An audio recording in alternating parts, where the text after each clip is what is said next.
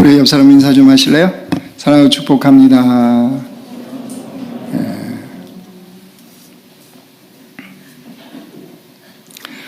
여러분, 2002년 월드컵을 우리는 잘 기억하고 있습니다. 왜냐하면 우리나라 축구에 새로운 역사를 쓰는 한 해였기 때문입니다. 월드컵 4강에 들어가는 놀라운 일을 이루었죠. 거기에 중심에 빠질 수 없는 사람이 히든크라는 감독입니다. 히든크라는 감독이 그 당시에 우리나라 축구의 영웅, 또 국민들의 영웅이 되었던 그때였습니다. 그런 히든크 때문에요, 히든크 리더십이라는 것도 나왔습니다. 어떻게 그가 리더십을 발휘해서 국가대표팀을 4강에 이르게 했는지 책도 나왔고 세미나도 있었고, 그렇죠? 그런 히든크를 대한민국 축구에 관심 있는 사람들은 굉장히 사랑합니다. 요즘도 히든크를 한국에 초청해서요, 행사를 하는 것을 보았습니다. 그만큼 영향력이 컸던 거죠. 근데 그 당시에 히든크의 그늘에 가려져서 알려지지 않았던 코치 한 사람이 있습니다. 바로 이 사람입니다. 누군지 아시겠습니까? 네, 박항서 감독입니다. 그 당시에는 코치였죠.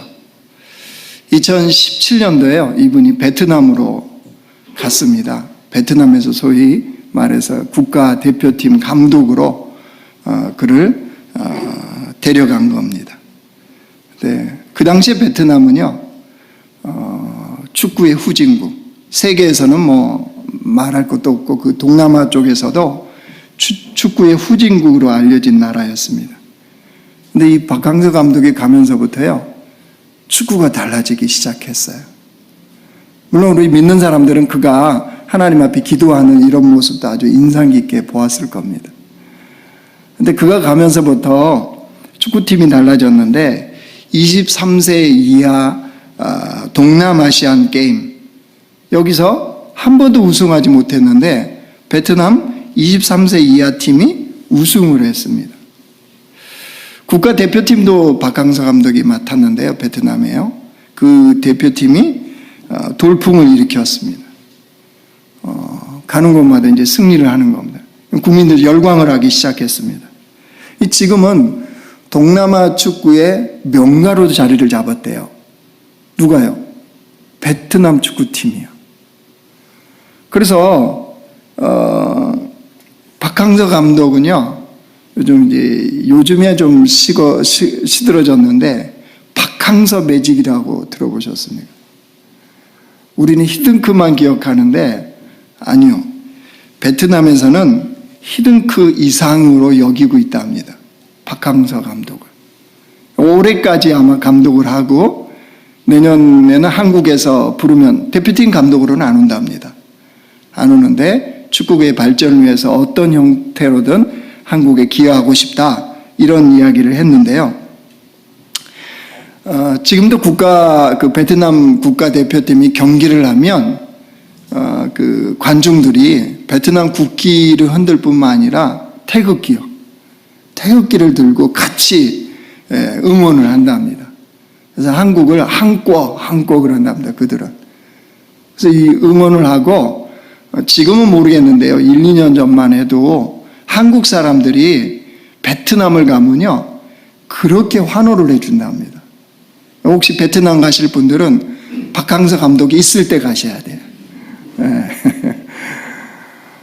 그 정도예요, 그 정도. 이게 뭘 말하느냐면요, 한 사람의 영향력, 이게 참 대단한 거예요. 엄청난 거죠.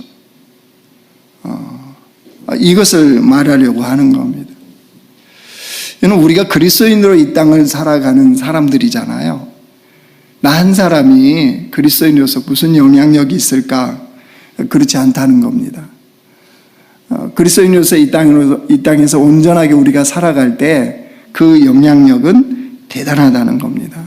우리가 그것을 기억할 필요가 있어요. 왜 그러느냐? 왜 우리가 나 한 사람쯤이 그렇게 그리스도인으로 온전하게 살아가면 엄청난 영향력을 미치냐? 이 일 때문에 그렇다는 거예요. 오늘 본문이 그걸 얘기해 줘요. 한 사람 아담이 범죄함으로 인해서요, 이제 태어나는 모든 사람은 다 죄인이 되어버렸습니다. 12절 한번 보실래요? 그러므로 한 사람으로 말미암아 죄가 세상에 들어오고 죄로 말미암아 사망이 들어왔나니 이와 같이 모든 사람이 죄를 지었으므로 사망이 모든 사람에게 이르렀느니라. 여러분, 오늘 본문에서 본 12절부터 21절까지는요, 이거를 한 단어로 주제를 얘기한다고 그러면 대표성의 원리입니다. 대표성의 원리. 한 사람이 대표해서 그것을 하면 모든 사람에게 그게 미친다는 거예요. 그게 오늘 우리 본문에서 우리가 읽었던 내용입니다. 아담이 모든 인류를 대표해서 죄를 지어버리니까 그 이후에 태어난 모든 사람들은 다 죄인이 된 거예요. 오늘 그 결과를 성경은 이렇게 기록합니다. 14절 한번 보실래요? 그러나 아담으로부터 모세까지 아담의 범죄와 같은 죄를 짓지 아니한 자들까지도 사망이 왕노릇하였나니 아담은 오실자의 모형이라. 17절에도 한번 보십시오. 한 사람의 범죄로 말미암아 사망이 그 한 사람을 통하여 왕노릇하였은즉. 18절에도 한번 보세요. 그런즉 한 범죄로 많은 사람이 정죄에 이른 것 같이. 19절에도 보세요. 한 사람이 순종하지 아니함으로 많은 사람이 죄인 된 것 같이. 21절에도 보세요. 이는 죄가 사망 안에서 왕노릇한 것 같이. 아담으로 인해서 사람은 죄의 종노릇해서 살아간대요. 인간이 죄의 종노릇한다는 것은요, 사망이 왕노릇, 즉 사망이 그를 통치하는 인생이 돼버렸다는 거예요. 여러분, 사망이 왕노릇하잖아요. 그러면 어떤 일이 벌어지냐? 우리가 1장에서 한번 봤는데 1장 한 번만 넘어가십시오. 로마서 1장. 자, 이 모습으로 그리고 있어요. 로마서 1장 29절 한번 가보십시오. 로마서 1장 29절이요. 곧 모든 불의, 추악, 탐욕, 악의가 가득한 자요, 시기, 살인, 분쟁, 사기, 악독이 가득한 자요, 수군수군하는 자요, 비방하는 자요, 하나님께서 미워하시는 자요, 능욕하는 자요, 교만한 자요, 자랑하는 자요, 악을 도모하는 자요, 부모를 거역하는 자요, 우매한 자요, 배약하는 자요, 무정한 자요, 무자비한 자라. 그들이 이 같은 일을 행하는 자는 사형에 해당한다고 하나님께서 정하심을 알고도 자기들만 행할 뿐 아니라 또한 그런 일을 행하는 자들을 옳다 하느니라. 자, 29절부터 32절까지 매력적인 모습이 있나요? 하나도 없죠. 다 멀리하고 싶은 모습 아닙니까? 이게 왜 그렇죠? 사망이 왕노릇하는 인간의 모습에는 이런 게 드러난다는 거예요. 그러니까 여러분, 우리가 그런 존재가 되었다는 것을 깊이 있게 깨닫는 것, 여기가 은혜의 출발점입니다. 왜냐하면 사망이 왕노릇하면요, 사람들은 추구하는 게 있습니다. 그게 성공이고 그게 행복이라고 생각해요. 그게 뭐냐면 육신의 정욕, 안목의 정욕, 이생의 자랑입니다. 여러분, 세상에서 추구하는 모든 것이 이 세계에 다 들어옵니다. 그렇죠? 육신의 정욕, 안목의 정욕, 이생의 자랑. 여기에 마치 성공과 행복이 있는 것처럼 사람들이 그거를 추구해요. 근데 거기에 만족이 있을까요? 없습니다. 사망이 통치하는 한, 즉 죽음이 통치하는 인생에는요, 그 어떤 것도 만족이 있을 수가 없어요. 여러분, 팝의 황제 그럼 누구예요? 여기는 다 아시잖아요. 3부는 할 건데 애들이 모를 거예요. 팝의 황제 그러면 마이클 잭슨이잖아요. 제가 춤을 줄도 안다면 이렇게 한번 해보겠는데 이게 뻣뻣해가지고 한번 보이실래요? 누군지? 이 사람이잖아요. 그죠? 얼마나 열광했습니까? 그렇죠? 우리가 마이클 잭슨을 보면서. 그런 가수로서 세계적인 흑인 가수로 성공한 사람입니다. 그가 남긴 유산이요 1253억이랍니다. 그 당시에 1253억. 성공한 가수죠. 세계적인 가수입니다. 근데 마이클 잭슨은 삶에 만족함이 없었다는 거예요. 자기 피부색을 바꾸려고요, 피부색을 하얗게 만드는 이 작업, 그거를 계속했습니다. 얼굴 성형 수술이요. 마이클 잭슨은 원래 저 얼굴이 아닙니다. 성형 중독에 걸릴 정도로 성형 수술을 많이 했습니다. 세균에 대한 공포증이 있었답니다. 그래서 그 악수를 잘 안 하는 거예요. 마이클 잭슨 항상 그 하얀 장갑 아십니까? 그거 끼고 다니잖아요. 그게 캐릭터가 돼버렸죠. 세균 공포증 때문에 그렇게 살았다는 거예요. 그러다가 2009년에 50세의 나이로 그가 죽습니다. 50세. 근데 사인이 뭐였느냐 그러면 약물 과다투여예요. 약물 과다투여. 아니 사람들은 다 성공한 가수라고 그러고 다 우러러보고 있는데 왜 그런 삶을 살았을까요? 여러분, 마이클 잭슨은 뭘 몰랐느냐 그러면요, 사망이 왕노릇하는 한 인간은 스스로 자기를 바꿀 수가 없어요. 피부를 탈색한다고 바뀌는 게 아니고 얼굴을 성형수술한다고 바뀌는 게 아니에요. 돈을 수천억을 가진다고 해서 인생이 바뀌는 게 아니에요. 사망이 통치하는 한 인간은 결코 바꿀 수가 없어요. 그러니까 아담으로 인하여서 우리 인간이 사망이 통치하는 그런 인생이 되었구나라는 이 깊은 절망감, 여러분 이 절망감이 느껴야 은혜가 시작돼요. 자연으로서 인간은, 그냥 내버려둔 인간은 이렇게 절망스럽구나, 어떤 성공도 어떤 것도 그를 가치 있게 할 수 없구나라는 것을 깨닫게 돼야 돼요. 여러분, 사망이 통치를 하면요, 사망이 왕노릇하면 정말로 인생이 즐겁지가 않습니다. 기쁠 수가, 행복할 수가 없어요. 안식년 떠난 그때 이제 2달 만에 딸을 보는 일이 있었습니다. 저희가 다 놓고 갔잖아요. 그래서 딸을 2달 만에 이제 만나는 거예요. 제가 딸 사랑하는 거 아시죠? 네. 사랑하는 만큼 미운 것도 아시죠? 안 사랑하면 밉지도 않는데, 사랑하기 때문에 미워 죽겠어요. 근데 아무튼 2달 만에 만나니까 얼마나 기다려지겠습니까? 가슴이 설레더라고요. 2달 만에 딸을 보는구나. 그래서 비행기 티켓도 다 끊어주고, 그리고 와라, 공항으로 마중 나가겠다, 이렇게 기다리고 있는 거예요. 이제 오기 하루 전날이었어요. 이제 내일 공항 마중 나가면 되는 겁니다. 그렇게 설레이는 마음을 갖고 있었는데, 그날, 그러니까 하루 전날, 이 설레이는 마음을 딱 무너뜨린 사건이 벌어졌습니다. 딸아이의 선생님으로부터 전화가 왔어요. 제주도로. 이유인즉슨 이거였습니다. 딸이 방송부 동아리에 들어갔는데요, 동아리 활동을 제대로 안 한다는 거예요. 온갖 핑계와 이유를 대면서. 우리가 들을 때는, 딸아이한테 들을 때는 그 방송부의 선배들이 좀 까칠하고 막, 선생님이 자기가 객관적으로 봤어요. 방송부를 담당하는 선생님은 아니에요. 그냥 학급 담임 선생님인데, 걔가 문제라는 거, 걔가. 선배들이 얼마나 좋은데. 근데 그 이야기를 들었어요. 또 하나, 선생님의 통제에 잘 따르지 않는데요. 담임 선생님 통제요.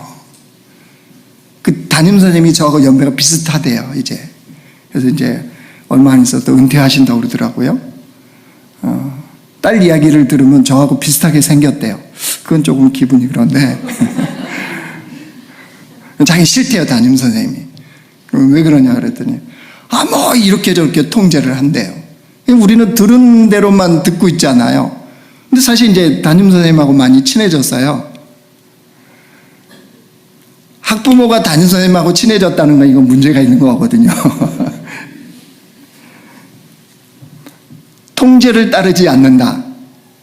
아니, 우리 딸이니까 알잖아요. 어떤 성향의 아이일지를 그림이 다 그려지는 거예요. 선생님한테 어떻게 대했을지가. 어쨌든 그 전화를 딱 받았습니다. 그 순간부터 제 마음이 달라지기 시작한 거예요. 딸 안 왔으면 좋겠다. 안 봤으면 좋겠다. 그 일주일을 현장학습 그 체험 내고 온 거거든요. 근데 그때부터 마음이 불편해지기 시작하는 겁니다. 소위 말해서 사망이 제 안에서 왕노릇하기 시작하니까요. 어떤 마음이 드느냐. 얼굴 보면 어떻게 저거 잡을까. 소위 말해서 어떻게 책망을 해서 꼼짝달싹 못하게 만들까. 이 마음 하나. 두 번째, 저거 언제 사람 되려나. 이런 마음 있잖아요. 깊은 좌절. 제 안에서 너무 좌절이 되는 거예요. 중학교 과정 지나가면서 이제 끝났다. 고등학교 들어가서 너무 막 소망이 가득했거든요. 고등학교 가면 달라지겠지. 그랬더니 이미 딸을 키운 부모님들 얘기 들으니까 고등학생이 되면요 차원이 다른 어른들 말로 짓을 한대요. 그래서 저는 설마 중학교 때 이렇게 힘들었는데 고등학교 되니까 정말 차원이 다르더군요. 그러니까 그런 깊은 좌절의 마음이 드니까 솔직히 보고 싶지 않은 거예요. 괜히 기대했다. 괜히 만나자고 그랬다. 이런 마음이 드는 겁니다. 그때 이제 저희 아내하고 이제 많은 이야기를 했죠. 이거 어떻게 하냐. 그러면서 좀 문제에 대해서 좀 객관적으로 볼 수 있는 그런 마음이 생겼어요. 그게 뭐냐면 그냥 그 사실을 인정하자. 딸아이가 그런 아이인 사실을 인정하자. 그럼 그대로 인정하고 딸이 오는 거에 대한 이 기쁨의 마음은 또 그대로 인정하자. 이러면은 만날 수 있잖아요. 그래서 이제 만났습니다. 만나서 뭐 또 알게 모르게 간접적으로 교훈 안 했겠습니까? 간접적으로 교훈, 말로 교훈하고 또 나름의 좋은 시간 뭐 이렇게 그런 것도 가졌어요. 그런데 그때 이제 그 경험을 통해서 생각하는 게요. 우리는 이걸 그냥 하나가 모든 걸 다 덮어요. 그죠? 안 그런가요? 아니, 남편이 99가지를 잘했는데 한 가지 그거 못하면 다 덮어버리시잖아요. 여자분들. 우리 남자 교회는 없어요. 없고요. 다른 교회는 그러신다고 그러더라고요. 아니, 99가지 인정해줘야죠. 한 가지 그거 잘못한 거잖아요. 근데 우리 남편, 죄송해요. 제가 남자이니까 어쩔 수 없어요. 남편분들이 듣는 소리가 뭐예요? 당신은 맨날 그런다고. 뭘 맨날 그래요? 오늘만 그런 거지. 여기까지만. 핍박받기 싫어요. 끝나고. 그 전에 우리는 모든 걸 다 덮어버려요. 딸아이가 잘하는 게 얼마나 많아요. 그런데 이거 하나 들으면 이게 다 덮어버리는. 이게 뭐예요? 사망의 왕노릇하면요 사람이 이렇게 되어진다는 거예요. 어떻게 해야 될까요? 그리고 어떻게 해야지 좋은 영향력을 미치는 그리스도인으로 살아가느냐는 거죠. 복음이 여기에 있습니다. 더 이상 사망이 왕노릇하지 못하도록 한 사람이 해결했다는 거예요.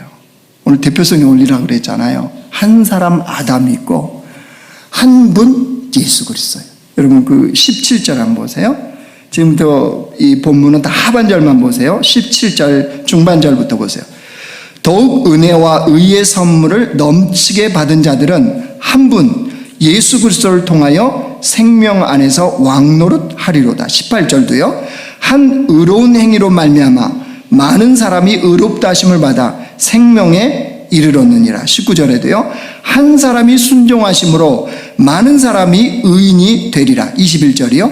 은혜도 또한 의로 말미암아 왕노릇하여 우리 주 예수 그리스도로 말미암아 영생에 이르게 하려 함이라. 무슨 말인가요? 아담 때문에 사망이 왕노릇하는 인생이 됐는데 한 분 예수님 때문에 뭐가요? 생명이 왕노릇하는 존재가 됐다는 거예요. 누가요? 우리가요.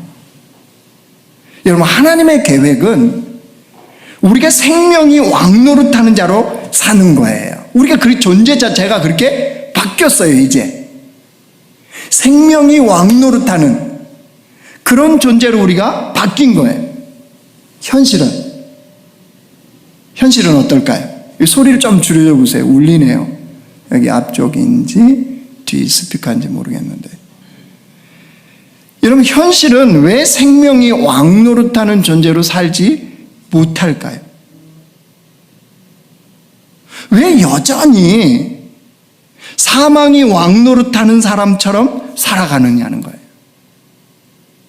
여러분, 커다란 원인 중에 하나가요, 구원의 감격을 잃어버리고 살아가서 그렇습니다. 구원의 감격. 저는 예수님을 믿고 예수님의 십자가로 인해서 내가 하나님의 자녀가 되었다는 사실, 하나님이 나의 아버지가 되었다는 이 진리가 믿어지는 그 순간이요, 구원이 깨달아지고 받아지는 그 순간에요, 달라진 게 있더라고요. 뭐가요? 제 마음이 달라졌어요. 세상이 온통 왜 이렇게 아름답습니까? 그 전과 후가 세상은 달라진 게 하나 없어요. 근데 제 마음이 그렇게 달라진 거예요. 하나님의 은혜로 마음이 달라진 게 세상이 온통 아름다워요.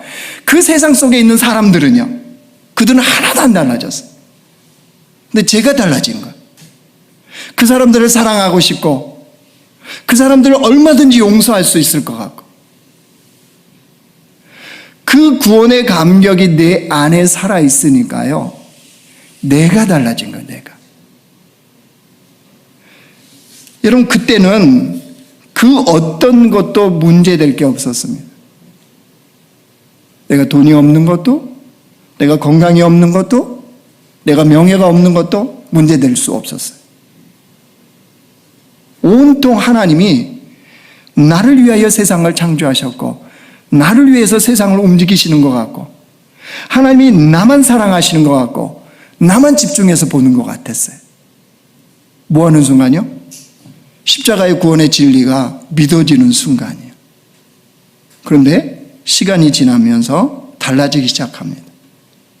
뭐가 달라졌을까요?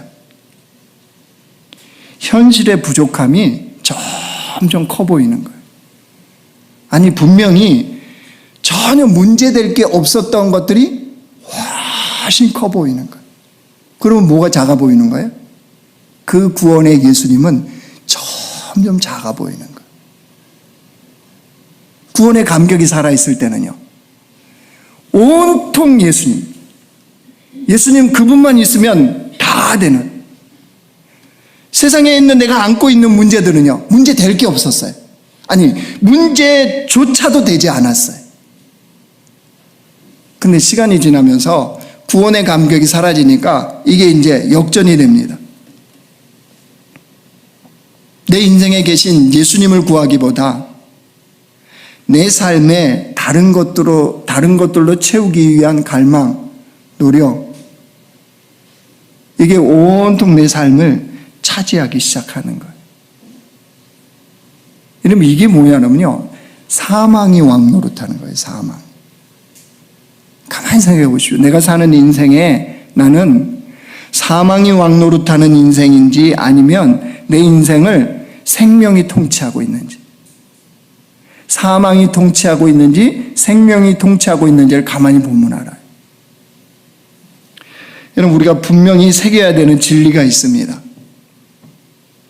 어떤 진리를 새겨야 되느냐 그러면요, 예수님의 십자가로 구원받은 백성들, 예수님의 십자가로 구원받은 백성들은 더 이상 새로운 은혜와 새로운 복이 필요하지 않습니다. 왜요? 왜 더 새로운 은혜와 복이 필요하지 않을까요? 아니 이 땅에는, 아니 온 우주에는 예수님의 십자가의 은혜보다 더 큰 것이 없기 때문입니다. 주님의 십자가의 복보다 더 큰 복은 없습니다. 우리가 그 십자가의 은혜를, 복을 받은 존재인 거예요. 아니, 가장 귀한 것을 갖고 있어요. 그럼 다른 거 필요하던가요? 예를 들어서 여러분 남편이 결혼 20주년, 30주년이 됐다고 영국의 여왕도 가져보지 못하는 다이아를 갖다 줬어요. 다이아. 또 얼마? 그러고 물어보시는 거 같네요, 표정이. 자, 좋아요. 뭐 제가 주는 거 아니니까 1,000억짜리 그 다이아 반지를 탁 선물했어요. 그래서 여러분은 1,000억짜리 다이아 반지를 갖고 있는 거예요. 그 사랑하는 남편, 그 좋은 존경의 남편이 여러분한테 결혼기념일 선물로 해준 거예요. 자, 1,000억짜리 다이아 반지를 차고 거리를 지나가면서 금은방에 있는 14K, 18K 이 반지가 막 부러울까요? 여보, 나는 왜 저런 반지 안 해줘? 라고 하는 여자는 어떤 여자죠? 아니, 다이아 1,000억짜리를 줬다니까요. 지금 갖고 차고 지금 거리를 걸어가고 있다니까요. 그런데 금은방을 지나가더니 뭐예요? 금반지를 보더니 왜 나한테는 안 해줘? 너 왜 난 저거 없어? 라고 말하는 여자는 어떤 여자예요? 제 남편들을 대변해서 말해줍니다. 총 맞아야 되는 여자. 그렇죠? 여러분, 우리는 예수님 때문에 더 큰 은혜, 더 큰 복이 필요 없는 존재가 됐어요. 왜요? 십자가의 은혜, 십자가의 복은 그 어떤 것과 비교할 수 없는, 주님은 인생에 가장 좋은, 가장 놀라운 것을 주신 말. 그래서 십자가면 충분하고 십자가면 완전하다고 하는 거예요. 여러분, 십자가는 우리에게 충분해요. 십자가면 완전합니다. 고린도서 1장 18절 보이세요? 자, 같이 읽어요. 시작. 십자가 도가 멸망하는 자에게는 미련한 것이요 구원을 받은 우리에게는 십자가의 도, 십자가의 길, 십자가의 진리는 우리에게 뭐라고요? 하나님의 능력이 됨이라. 그래서 다윗이 뭐라고 고백합니까? 한번 보여주실래요? 시편. 자, 우리 같이 읽어요. 시작. 여호와는 나의 목자시니 내게 부족함이 없으리로다.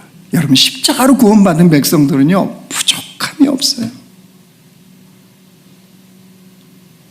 충분해요. 주님의 십자가로 충분해요. 나머지 우리가 그렇게 중요하게 여기는 물질이나 권력이나 명예나 그것들은 주의 백성으로서 하나님의 나라를 위하여 사명을 이루기 위해서 필요한 것들이지, 그것들이 우리를 나타내는 게 아니에요. 우리는 십자가로 이미 충분한 존재, 이미 완전한 존재로 바뀐 거예요. 여러분, 이것을 믿고 나갈 때에 우리가 이 땅에서요, 한 사람 그리스도인으로서 주의 백성답게 살아가는 거예요. 그러니까 우리가 구해야 되는 건 다른 게 아닙니다. 이 참된 은혜를 깨달을 수 있는 마음이 우리에게 임해야 돼요. 참된 은혜. 이 참된 복을 볼 수 있는 눈이 열려야 돼요.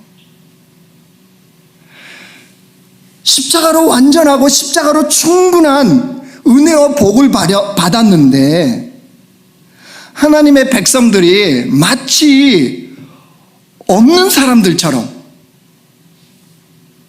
있어야 될 것이 없는 사람들처럼 이 땅을 살아가니까 누군가에게 생명의 역사를 펼칠 수가 없죠. 왜요? 내게 늘 부족하니까. 여러분, 우리 인간에 꼭 필요한 가장 중요한 것을 주시는 하나님이 나머지 안 채우시겠냔 말이에요. 아니, 목사님, 그 충분한데, 충분하다며. 목사님 충분한 인생 됐다며요, 십자가로. 근데 왜 내 주머니에는 돈이 없어요? 왜 없죠? 필요 없어서 없어요. 우리 주님이 어련히 알아서 주시고 어련히 알아서 채우실까요? 저는 이 관점으로 우리 따님을 보십니다. 왜 그 따님이실까? 살아갈수록 하필이면 날 닮아가는 이 딸을. 요즘 머리에 새치가 난다고 자꾸 아빠 닮아서 그렇다고. 속으로는 네가 못된 생각을 해서 그런 거야. 왜 그 딸일까요? 제 인생에 꼭 필요해서. 그죠? 여러분, 우리 삶의 환경, 현실에 없고 부족하고 연약한 것들은요, 하나님 우리에게 가장 좋은 것을 주시는 분이잖아요. 가장 좋은 예수 그리스도를 주셨잖아요. 가장 좋은 성령을 우리에게 주셨잖아요. 증거를 드러내신 거잖아요. 그럼 나머지는 주신다는 거예요. 근데 왜 지금은 없느냐? 현실적으로 우리가 늘 그렇게 생각하는 현실적인 그거는 왜 내게 없느냐? 지금 내 인생에서 내가 가장 좋은 주의 백성으로 살기 위해서 없어야 될 때인 거예요. 그게 없어야 돼요, 지금. 그래서 주님이 허락하신 거예요.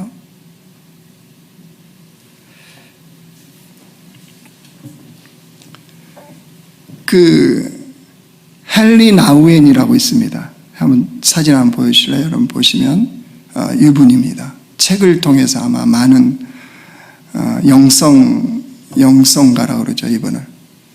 헨리 나우엔이 하버드 대학교 신학부 교수로 있었습니다.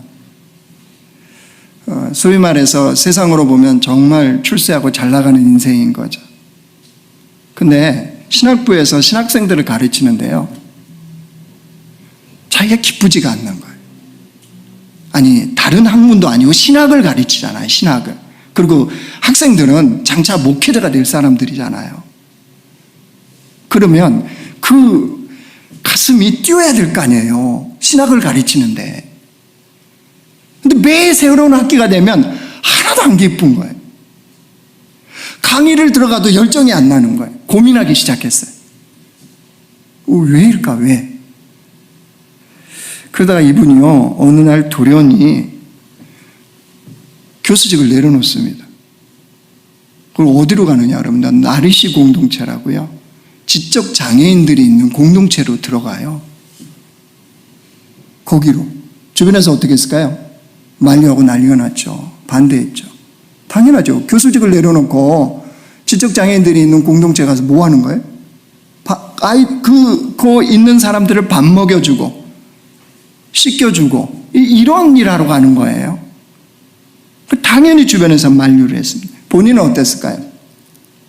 본인도 갈등이 생겼어요. 내가 하나님의 음성을 제대로 들은 건가? 주님의 마음을 제대로 안 건가? 이런 생각이 든 거예요.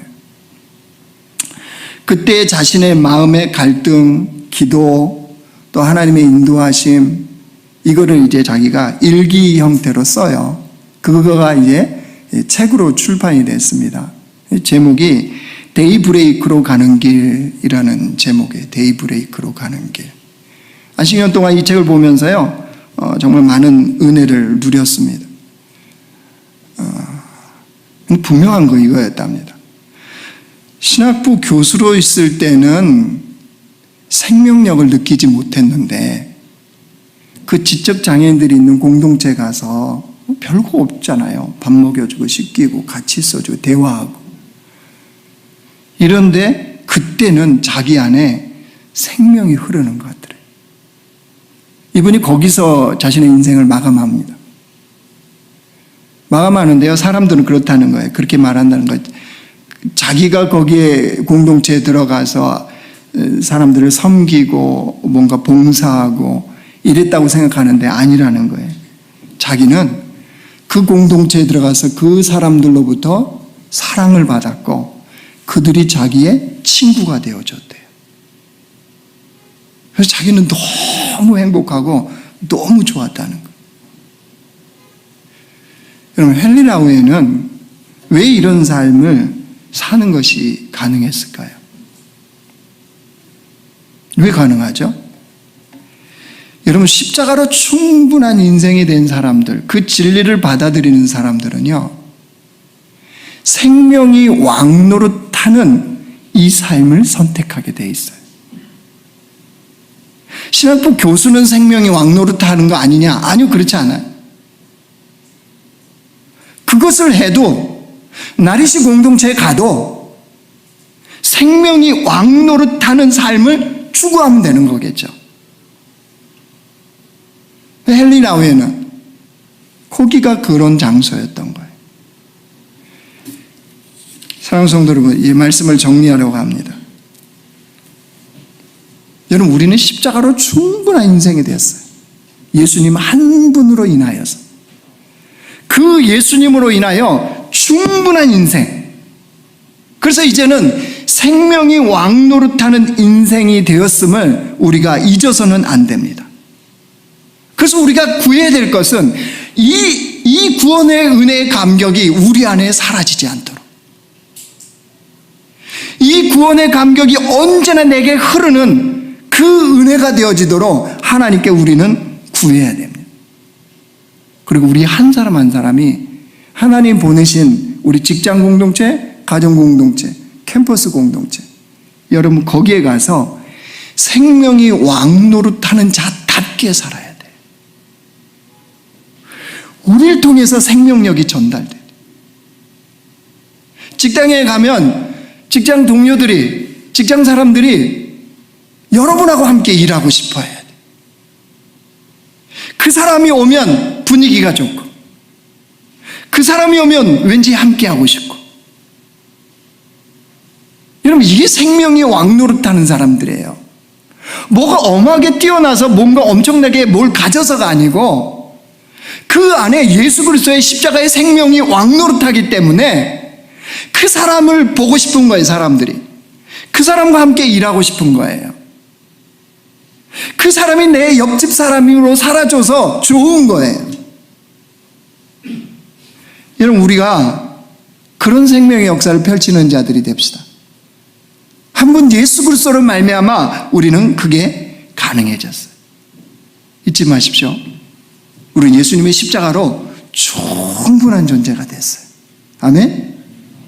부족함이 없는 인생이 되어졌어요.